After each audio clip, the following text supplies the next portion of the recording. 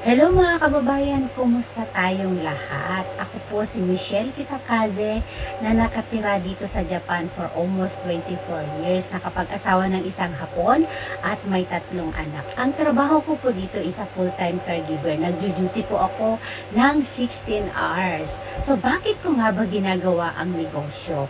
Or bakit ko nga ba naisisingit ang aking online business sa aking trabaho na nagjo-duty ako ng 16 hours?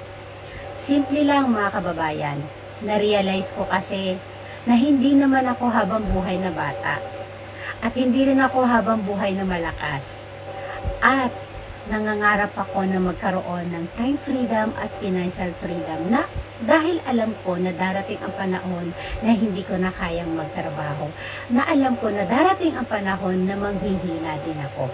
Kaya naghanap ako ng isang napakagandang online business at nakita ko to at nakilala ko ang isang online business na to. Thankful ako at nagpapasalamat ako sa Panginoon dahil binigay niya sa akin ang napakagandang opportunity at napakagandang negosyo na ito.